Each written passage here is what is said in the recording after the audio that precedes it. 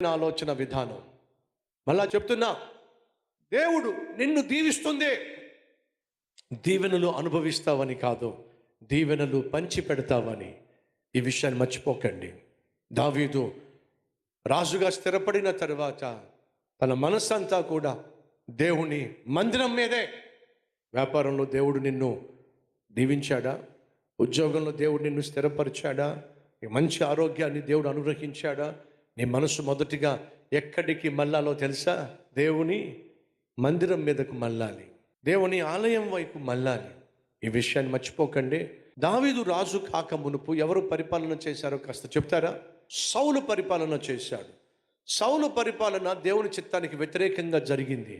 సౌలు తన ఇష్టానుసారంగా జీవించాడు, ఇష్టానుసారంగా పరిపాలన చేశాడు. కాబట్టి సౌలు పరిపాలన వల్ల రాజ్యం కాస్త రెండు ముక్కలయ్యింది. సౌలు చచ్చిపోయిన తర్వాత రాజ్యం ఏమైంది? రెండు ముక్కలైపోయింది. ఎందుకని?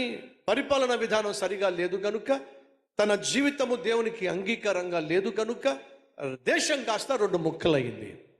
వింటున్నావా సహోదరుడా, సహోదరి? నీ కుటుంబము నీ రాజ్యం. నీ కుటుంబము ఒక రాజ్యం. ఆ రాజ్యానికి నువ్వే రాజువే, ఆ రాజ్యానికి నువ్వే రాణివి. నీ ఇల్లు అనేటటువంటి రాజ్యం ఆత్మీయంగా ఉండాలంటే, సఖ్యత కలిగి ఉండాలంటే, సమాధానం కలిగి ఉండాలంటే, సకల ఆశీర్వాదాలు అనుభవించాలంటే, సౌభాగ్యంతో నిండాలి అని అంటే, ఇంటికి యజమానిమైన భర్త నువ్వో దేవునికి లోబడేవాడిగా ఉండాలి, దేవుని మాట వినేవాడిగా ఉండాలి, దేవునికి ఇష్టడిగా నువ్వు జీవించాలి. ఇంటిని పరిపాలించే అధికారం దేవుడు భర్తకిస్తే, ఇంటిని నిర్మించేటటువంటి అవకాశం దేవుడు స్త్రీకి ఇచ్చాడు.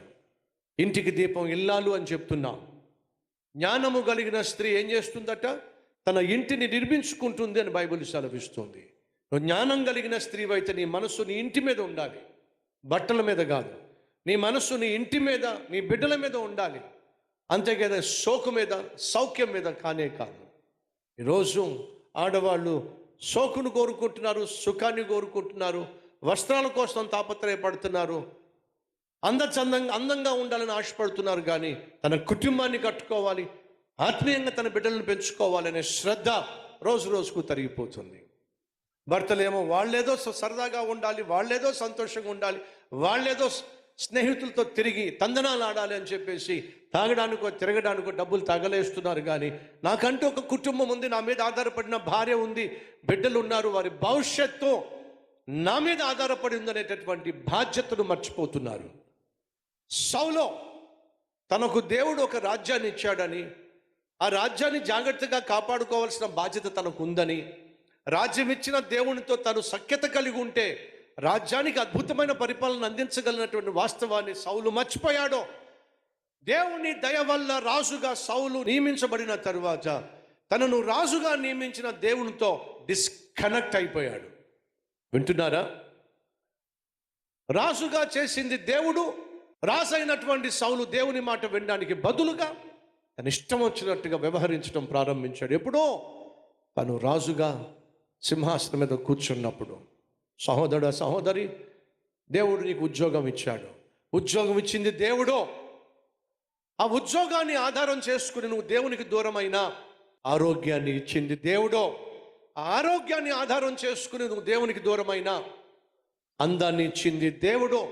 ఆ అందాన్ని ఆధారం చేసుకుని నువ్వు దేవునికి దూరమైన ఆస్తిని ఇచ్చింది దేవుడు.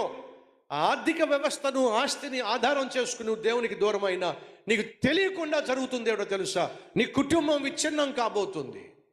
దేవునికి దూరమయ్యే భర్త వల్ల, దేవునికి దూరమయ్యే భార్య వల్ల బిడ్డలకు భవిష్యత్తు లేకుండా పోతుంది, బిడ్డల భవిష్యత్తుకు భద్రత లేకుండా పోతుంది. వినండి, సౌలు యొక్క ఇష్టానుసారమైన జీవితం వల్ల దేశము రెండు ముక్కలైపోయింది. తన సంతతేమో అడ్రస్ లేకుండా పోయిందండి. సౌలు సంతానము అడ్రస్ లేకుండా పోయింది.